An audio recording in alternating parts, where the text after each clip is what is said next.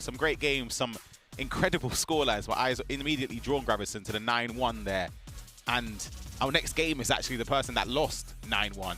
JRA up against somebody that's wounded, Emre Yilmaz. But you don't really want to poke the bear in Emre Yilmaz because he can come back extremely dangerous.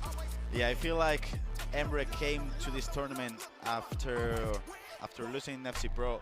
Not only losing that, I think it was the quarterfinal, but he was ill, he wasn't at 100%, yeah. So he struggled in that match. Now you come here to the LALIGA FC Pro, you play against Danny, you lose. I feel like you don't corner an animal in yeah, corner. Exactly, yep. And that's exactly what's happened. And the thing is, Emre knows that there's a target on his back coming into a foreign nation that he's never competed in before. He's coming to take other people's prize money, as Nacho Bear said himself. And he's up against JRA, who, if we're being completely honest, is a shell of the former self that he used to be. But we're ready for kickoff. Let's jump on into the game.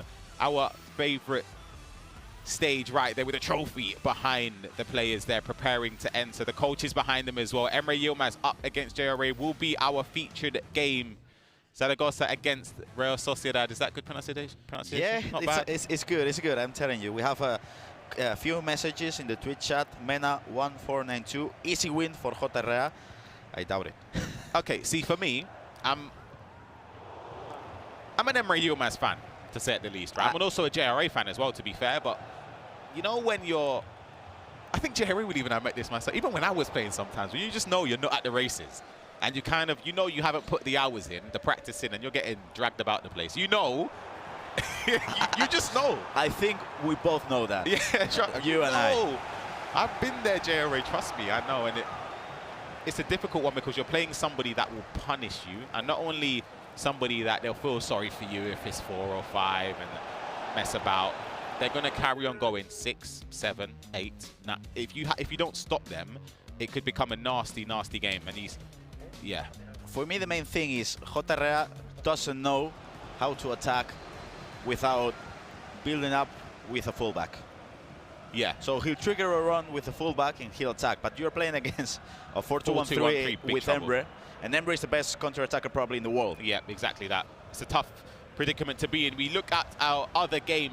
Game number 2 is JRG up against Yago, who we spoke to earlier. You had the pleasure of commentating with him as well. It's currently 1-0 down though. JRG started off extremely well, but he didn't manage to progress on after those first 2 games. But hopefully for his sake, he can bounce back and get some points on the board here. He wasn't feeling confident, even though it was 7 points out of 9, which is a fairly good start. He said he wasn't happy with the way he was playing. Of course, he was getting those points, but he wasn't happy with the way he was attacking, with the way he was passing the ball, so Jorge can capitalize on that. And first things first, I can see that Yago's team is completely broken at the moment. It's all over the place. JRG on the attack here, trying to find the spaces in the area, but a good recovery there for Yago.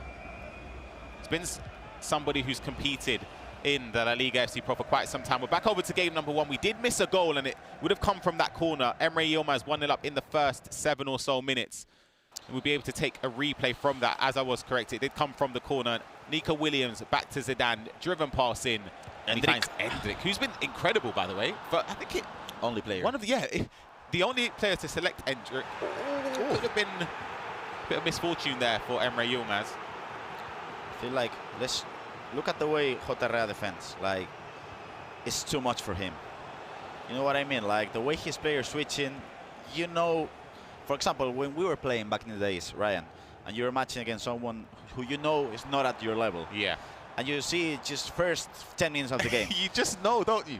And you can see the way he's just player switching, the way he's not tracking some runs. Yeah. And you feel like, okay. Even if you go as basic as, for those at home, FUT Champs, you're playing a FUT Champs game, you load into it, first 5 or so minutes, you can tell your opponent's not up to the races. He doesn't have what it takes to stop you. Back yourself. But imagine that on a greater scale where money's at stake. You're not going to be passive like Emre Yilmaz. You're going to try and go for the kill. Unless JRA has something up his locker here. Twisting and turning, Carvajal doesn't find the room in the box. This is exactly what I mean. Carvajal out of position. 1-3 ball. Then this is a 3v3 situation. Let's see how Emre breaks it down. He passes into Alberto. Back to De Jong. Hendrik, speed boost. There's too much space. It's too much. There's way too much space there. Player switching was awful. Wasn't to be desired from JRA. You said it. It was awful. I said it myself. I said it was awful. It's a difficult one. It pains me to see JRA playing. I know what you mean. Yeah, because I know how good he has been in recent years. Emre Yilmaz, though, needs to bounce back after that loss against Daniel. I guess for Daniel's perspective, he'd be wanting JRA to maybe even slow Emre down as much as he can, get something from the game. But so far, it's been one-way traffic in these opening 15 minutes. And one thing that Jotarrea struggled a lot throughout his whole career was sprint boosts. He always... I remember back in 2021 when you have the directional nutmeg and all this, which was really hard to defend against. I remember seeing Nit and Adriman playing against him in LALIGA that year, and they were beating him like, I'm telling you, 6-0, 7-0, because he couldn't defend those sprint boosts in the way he player switches, in the way he tries to cover those runs. And I feel like somebody like Emre Yilmaz with the speed boost, even I remember last year, before the patch this year even, at the start, it's dangerous player. As you can see, Carvajal is again up the pitch, and the main thing we're going to see from Emre throughout the whole match, if you trigger a run with the fullback, either Mitel Gutierrez or either Carvajal, as you can see, he's done it again. He'll get the ball to Zidane, incisive pass to the left wing. What's your thoughts, though, in this situation where... Ooh, is that onside? Keeper gets there anyway. You have somebody behind you, whether it's a coach or a friend. Do you think they should be the one to tell you, hold on a second, I know you want to attack with Carvajal, but then your opponent, he's getting a lot of success by playing the through balls down the wing. Would you yourself notice that, or would it be something you'd rely on your coach to tell you, hold on, maybe we change something here? I would 100% rely on my coach first, and I'm talking with experience, because just a few weeks ago, I was coaching Tundi, playing against Emre in an online qualifier. Another speed boost, Hendrik, power shot, goes in. 3-0, hat-trick coming in from Hendrik, and every single goal has appeared the same. Pass it to Hendrik, go for a speed boost, and finish it however you want. This is 3-0 for Emre Yilmaz, and it looks like it's going to be a tough day in the office for Jotarrea. Yeah, the way the space opened up there, again, stepping with Rudiger, if you don't get it correct, you're in big trouble. And from what we've seen in these opening moments, it seems as if JRA hasn't been getting it correct at all. But going over to game number 4, Alberto up against Chousita. This is the same group as well. Chousita needing, well, both players, in fact, needing points on the board here and currently jumping into it. It is Alberto losing 2-1. Mena 1492, which was the Twitch chat person who mentioned that it was going to be an easy win for Jotarrea. I'm going to read it now. Easy win for Yilmaz, as I said before. No, you didn't say Emre Yilmaz. I had an eye on it. Yeah, you said Jotarrea. We got the footage there. You can't escape. We got you right in 4K. This group, though, is starting to take shape, especially if Chousita wins this game. The top 3, not set in stone per se. That would be a bit too hasty, just because there is a second match week. But unless Alberto here has something on his mind, and Arnai Ronaldo in behind, you have to score that. And that's not something down to the person or the player in-game. It's down to the individual. Alberto, using precision shooting, doesn't aim it correctly, Robinson. Have you tried precision shooting this year? Yeah, I used it for a couple months. I loved it in terms of long shots. Yeah, I feel like good. long shots, that you could take them from Hail Mary distance. And Trivelas? But I think since the most recent patch where they improved assisted shooting, I personally haven't been using precision since then. I didn't use precision shooting this year, so I don't know how it is, but I used it last year. Yeah. And for me, long shots, Trivelas or finesses, unbelievable. Yeah. But I feel like when I'm playing against a really good player, in which you have just those windows of just a millisecond to aim right, and then the ball gets to a corner, it's just like, okay, pause, settings. Yeah, exactly. Yep. There's not. Again, I get this question a lot, and I'm sure you do yourself. Is it worth using precision shooting? Good recovery. Is it worth using precision shooting as a casual player? My answer is plain and simple, and it's a no. I actually don't believe, if you're playing casually, I don't think it's worth using. I think if you're going to rank in terms of what's more important to learn or try and master, timed finishing or precision shooting, it would be time finishing for me. For sure. I mean, for sure. If you are using just the normal shooting, the assisted one, and then you aim it right with the green time shot, you're going to score. It goes in. Yeah, exactly. go into halftime in that game. Hope we'll be able to get some updates as well from our main featured games. I think I can see just from one of my, I think it is actually 4-0 right now in favor of Emre Yilmaz. So he did, but we're going to jump back over from this game and we're going to head on over to game number 2 instead. We've got JRG up against Yago, 1-1 moments before half-time here. Could be a chance in behind for Yago. That's good. The pass into Vini. Oh, extra pass is beautiful. We're clapping in here. What a beautiful goal by Yago. And this is really the way Yago attacks and breaks down defense. When you think a shot is coming in, he's seeing something else. That Rivaldo run was amazing. Passing to Rivaldo, keeper out of the question. Great goal. Yeah, I think this is something that for those at home should try and input into their game. Not necessarily taking the shot straight away. The goalkeeper move there as well, the pass, it just gives you a completely open goal to tap it into. You're not going to miss from there, whether it's precision or assisted. It's just an open goal finish, and for Yago, it comes at a perfect time just before half-time. Incredible goal by Rivaldo, which is a weird choice. I don't think I'd rather use Rivaldo. It would be, for the way I play, right, if I was in this competition, it would be Rivaldo or Yamal, I think, for left wing. Just because I understand the Rivaldo choice because you can technical sprint into a Trivela, but yeah, other than that, it's not too much. He's got acrobatic for a near post corner if you want to, but it's not the greatest choice, especially for an icon selection. Yeah, for sure. I mean, my icon picks would probably be, I'd say, Puskás as a striker. I really like the combination of Puskás and Cruyff, even though I know some players don't like the combination.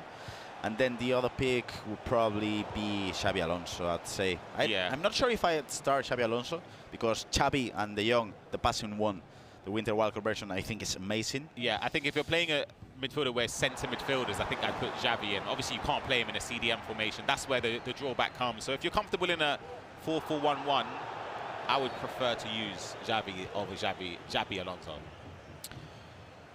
We've come back to this main match between Emre and Jota, and while we left this match, Emre scored another goal, so that's 4-0. And get another. It could be another sprint boost. He didn't pass it. Oof. I thought the pass was coming in to Griezmann, but I feel like Emre has relaxed a little bit, if that makes sense. Yeah, as the group stage starts to take shape, these are the games now with JRA conceding so many goals. I think there's a slight pressure on, let's say, Emre Yilmaz in this perspective here. He's conceded. Great finish. I was just about to say, to make sure that the goal difference, you want to score as many goals against JRA because it could come down to goal difference, because of course he's lost against Daniel. You kind of need to get some sort of hope back in there, because if you do beat him, there's no guarantees you go top based on the amount of goals scored. But this was a goal back into the game from JRA. I still don't believe it's enough to spark a comeback. From what I've seen, I've not seen enough from JRA. Yeah, well, I totally agree with you, Ryan, because I feel like the way Jota is attacking, of course he'll probably score a few goals because he's just overloading the wing with the right back, and he's also attacking with the two midfielders, but I feel like Emre will catch you in every single counter-attack. Yeah. So of course you might defend it well once, twice, but at the third one, as we were just saying, it's going to be tough. I thought the play a lot there would have been the key to unlock the door there just before half-time, but we go in 4-1 in favour of Emre Yilmaz and Real Sociedad. We're going to jump on over to game number 4, and it's Chousita against Alberto. We left it at 2-1. The scoreline remains the same, but we might have jumped in at a perfect time. Figo in on goal. You have to score here. No! He has to. Keeper's still miles away from the goal. There's still an attack for Alberto VK. He had to score that chance, Gravison. That's a clear chance, and especially when you can take all the time in the world for maybe, I don't know, a shot cancellation. Probably you could also go, this is beautiful again. Another chance. No! He's double guessing himself. He had the chance for a Trivela, now again. Twice in quick succession. You could have seen Alberto bring the game back to 2 goals apiece. Maybe that's the wake-up call Chousita needs, because the defensive, as a frailties in those situations, the first-time passes, it just seems so easy. I know Alberto UBK. He's from Madrid, so I'm telling you, Ryan, I'm sure I can get in contact with him. I can get plane ticket for you, and you can show him how you need to Trivela in those situations. I tell people all the time, and people just don't take it serious. Trivelas for me are if you, especially in these tournaments, precision shooting, you green it again. Even if you move the goalkeeper, they would have to have moved from well before. And even then, that opens up the near post, so you can just have a different shot type there. It's something that everybody should have in their arsenal, especially at this high level. With the amount of money up for grabs, Gravison, as well, you want to make sure that you're at your best, you have enough ways to score, you feel defensively structured, you can build up well.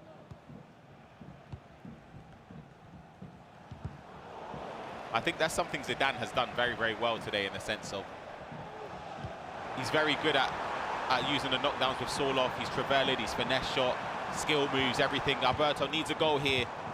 Can't find the space. Good defending from Chousita in the end. Yeah, I feel like both, that's a good tactical fault. I feel like both Zidane and Daniel Aguilar has been clinical. Yeah. When they're getting into those positions inside of the box, they're not missing. And again, I agree with you. It's either knockdown sometimes, either another time it's just an easy type in. Sometimes it's a Trivella. You gotta change things up. And one thing I gotta say, I feel like Chousita today is not up. He's not playing up to the standard. I agree with you, 100%. He would have been my lock to challenge for #1 in the group, and he's not been at his level. Of course, back over to game #2. Yago and JRG currently 2 goals apiece right now, and it's an attack for Yago down the other end. Miguel Gutierrez pushing forward. Defensively, didn't end up making a tackle, just ran into the lane, and Yago's run off the pitch there could have been an incredible goal-scoring opportunity to break the deadlock. Yeah. I feel like Araujo had the time to tackle it, but he missed the ball, and then probably a croqueta shot. Yeah. I feel like that croqueta cancelled into a shot. It's a beautiful chance to make it 3-2, but he missed it. You can see now that Yago's struggling. I feel like if I'm Yago, I'm playing against Jorge, which is top player in Spain. I'd say one of the younger generation. I think he's 19. Of course, you gotta play to win the match, but I will be happy with a draw. Yeah, incredible pace there from Griezmann. Cruyff takes it in his stride. Great controlled sprint, plays it back to Rivaldo, back to Cruyff. Maybe a little bit too much there. Could have taken the shot at goal. And that's probably the reason why Yago told us that he's not happy with the way he's playing. He's second-guessing himself when he gets into those positions in which, if he go, oh, this is good. Araujo doesn't have the pace. Again, another chance missed. Yellow time, and not only yellow time. It could have been a chip. Yeah, I was going to say a chip. It could have been either shot cancellation. I think he had time. Yeah, it's even as basic as going back to my shoes. People always say that I don't chip the ball enough, and I feel like in that situation, maybe I'm the same as Yago. He's just like me. I wouldn't have gone with a chip, but I feel like if you do that, you're more likely to score from those opportunities in the box. But especially when the keeper's running at you, taking a shot there across goal, the likelihood of it going in is quite slim. And on the attack, down the other end, JRG, last minute tackle from Araujo, steps in. That was clutch. He misses the ball now. Valverde gets the ball back to Alonso. And Jorge is quick. Look at Cruyff. A finesse. Unai Simon saves it. I feel like if I'm Yago, of course, I'll probably take a tactical post, which I think he has done now. Yep. It's 2-2. You have 7 points in this group. If you are able to draw this match, you'll end up with 8 points out of 12 possible. But no, he's attacking. Miguel Gutierrez, player lock. Now the tactical post goes in. See, again, I feel like overplaying a little bit. You play a locked, you can drag the player in front of the defender there, and you've got to tap in. Player locks in those situations are so important, but he thought maybe it would have been read easily. I don't know. But it just refers back to what you said about Yago overthinking it. Tightly contested in this game. Still just over 15 minutes left to be played. It'll be very important for both of these players to get 3 points, but I actually think a point isn't terrible. Heading over to game #4. We left it level. Oh no, sorry. We left it at 2-1, sorry. I'm pretty sure there's been a goal in favor of Leganes and Alberto getting back into this game. What we were mentioning, Ryan, we said that we expected more from Chousita because he's arguably the best player of the new generation of FC here in Spain. And I feel like, I'm not saying I expect 12 out of 12 points for you, but I feel like you didn't play well enough against Danny. You didn't play well enough against Emre as well. And now you're struggling against Alberto Beca. He could end up the day with just 4 points, which, of course, the race for top 3 is still alive, but That race for top 1 is far, far away. Yeah, agreed. A long throw. Oh, I was going to say, I haven't really seen much of those. No. Just Chavik yesterday. Yeah. With Miguel Gutiérrez into Sorloth. I guess you kind of have to respect the long throw because he's got long throw plus. So I don't know if that even goes further or not. Oh, that's a... Oh, he's got to score that. The keeper's moved out the way. Have you seen Denman's reaction? The keeper's moved out the way. That gotta be so frustrated because, as you said, the keeper was offside. Completely out of the picture. But still. I would say as well, with precision shooting in the box in those areas, you don't actually need to time it, in my opinion, just because you're sort of having to... It's a lot to worry about when you think of it. You're having to worry about the animation that your player will take. That's a variable out of your control. You're worrying about what your opponent will do, whether you're going to green time it, and also aiming it correctly. I think just prioritizing the aiming should be paramount in that situation more than even anything else. 100%. Especially when you see the goalkeeper move. Maybe some people get caught out because they're worrying about timing the shot and also aiming it perfectly with precision. It just causes so many blunders that I don't think are necessary, in my opinion. 100% agree with that, Ryan. And now, as you can see, Frenkie de Jong is keeping the ball, passing it to Rudiger. We have approximately 5 in-game minutes plus at a time. And it really feels like Chousita could concede a goal if he's not careful enough with this attack. This would be devastating for Chousita to concede here, but complete contrast of emotions for Alberto if he could defend here and spring together and attack, giving away possession needlessly, but it's felt, oh, what is going on here? That's a foul. Oh, it's a red. That's a red. It's got to be. Ref. Oh, no! He's been let off. He's been let off a free kick, though. This is in dangerous territory. We've seen a lot of them go in outside of the boot here for me. It has to go in. This is the one here, Grab. I would take this one. The keeper's moved across. Maybe you switch to a left footer. I don't know, but it's in dangerous territory. Again, it has to go in. Chousita, this is your chance. Top 3. Oh, that's poor. Yeah, it was an easy save for the goalkeeper. A corner, though. Can he work his way into the box? Vinicius Jr. chips it in. It's falling the way of Miguel Gutierrez. He cuts back and he hits it wide. Those are 2 big mistakes. You can see the frustration coming in from Denman because that should have been 3 goals. Free kick, this chance, and the one before. The one before, that is... And now he has another chance because Alberto has rushed it again. I mean, Chousita, you have 1 minute left, plus added time. Let's see how much the ref gives you. That's a +2 now, and he has to score. Yeah, 2 minutes to calculate an attack in your head. How are you going to map it out? How are you going to break the deadlock here? Or are you going to give possession away to Alberto to give him a chance? It's not falling his way. 1 minute left to push forward. You don't want to settle for a draw here. A win is essential. The triggered runs aren't enough. There could be time. He has time for an attack. He has to go forward. He's almost ran off the pitch. Oh, what is going on here? 2-2, a draw. We head on over to game number 1. We left it. Emre Yilmaz cruising against JRA. We're going to see, has there been more goals scored? Oh, wow. Oh, wow. Oh, goodness gracious me. That's a lot more goals than I expected. Emre Yilmaz, 8-1 up. He couldn't get a goal back. But again, he misses it. Cruyff, Griezmann, again, too slow. This is a tough result for JRA. I mean, this could be another one. No, well defended by Rudiger, but 8-1.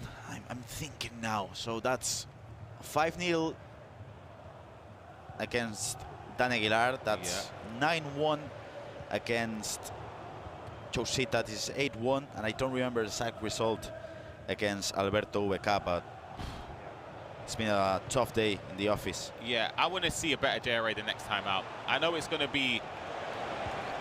Yeah, it's 9. That's 9 goals. It's going to be mission impossible for him to... I was going to say to even go through, but it technically isn't, because mathematically, that draw between Chousita and thing, he's only 4 points from a qualification spot. We would have to see one of the biggest turnarounds in terms of not results, in terms of performance, to even give himself a chance. But surely you can't go into match week number 2 playing like this again. I'm sorry. No. There is... 100%. There's no way. 100%. I mean, to be honest, I feel like this could happen, like the game against Emre Yilmaz, because it's just like, I feel like even if Joterra was at his top, Emre still could batter you like this. Yeah. I'm with you. It's Because the of- other games, though. it's the other games, that's what I mean, because it's just that I feel like the way, oh, come on. That's 10-1 now, and I feel like Joterra has to at least try to defend those speed boosts. Yeah, the thing is, he ball rolled inside, sort of baiting a Travella there, and then cut back speed boost into the area. 10-1, Emre Yilmaz against JRA. Does wonders for the goal difference, especially because you're seeing other players, especially when you're vying for the same spot, you're seeing others score X amount of goals against JRA. You need to make sure that you at least match that to give yourself a huge chance if it ends up coming down to goal difference. But yeah, if it comes down to goal difference for JRA, there is no chance. No chance on earth. But again, I gotta look at FC Pro. We had Khan, KT7. Yes, very true. But again, if it comes down to goal difference, no chance on earth. But again, that's a good tactical foul, probably a red card. Yeah, definitely a red. Off he goes, Thuram. Early shower, but it doesn't really matter in terms of the result of the game.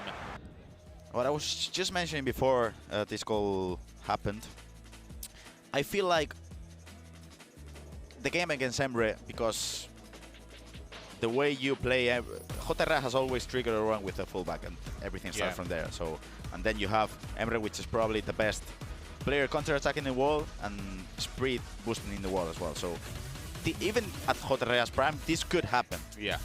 But losing 5-0 against Daniel Aguilar, losing 9-1 against Chousita, that cannot happen. And to be honest, it's just 2 weeks. It's not that much. It's not a long time to even turn around and learn the game a little bit better. But in fairness to Jerry, he said he hasn't been playing a lot this season. He hasn't managed to have the time to put in the same amount of hours as he used to. But then he still want to make sure that, I say, even protecting his Spanish legacy in a way. 100%. Could you imagine if this is through Zidane, the rebound, Griezmann scores the 11th goal. That's 11-1 for Joterra. What you were mentioning before, Ryan, for sure. Could you imagine, for example, I don't know, I'm thinking about someone, Bruce Granek coming in here without playing well and just conceding 10, 11, 12 goals. I'm thinking about, for example, let's just say, for example, I'm thinking about a few players. For example, if Gorilla plays in Iprem, for example, if There's so many names. Emre Tosari plays Saudi, and they just start losing 11-1. Of course, that affects your legacy. Yeah, absolutely. It's been a tough day at the office for Jerry. We're not done yet, actually. I was about to say 11-1. It could, in fact, be number 12. Emre Yilmaz in on goal here. Twisting and turning, gets a speed boost into the area. Just about does enough, Rudiger. But, yeah, it's been an extremely tough day for JRA, and Emre Yilmaz finishes the day on 9 points from a possible 12, only losing to Daniel Aguilar, who's been on incredible form. JRA has had a very tough day, as I said. We've seen the closing of that group now. It's starting to take shape. I believe from memory it's 12 points, 9 points, and then 4 and 1. And then, of course, JRA on 0 points. So that's a very, very disappointing day at the office from him. But that's enough from myself and Gravison. We're going to head on over to the analyst desk with Nicole, Brandon, and Richard.